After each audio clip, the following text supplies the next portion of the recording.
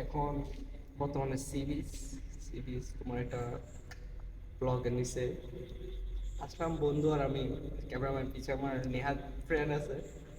আমরা একটু নেভাল আসতে আসলাম, এখন রাত প্রায় 1:05 বাজে। একটু ঘুরতেছি, হঠাৎ করে এখান থেকে যাওয়ার সময় দেখতেছি ছেলে একটা শুয়ে থাকছে এখানে, পিচ্ছি ছেলে, একেবারে পিচ্ছি ছেলে। কি বলবো, এখন ওর কাছে কোনো কম্বলও নাই, কোনো কিছু নাই।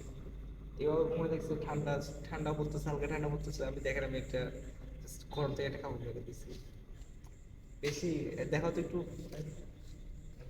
বসে আমরা চলে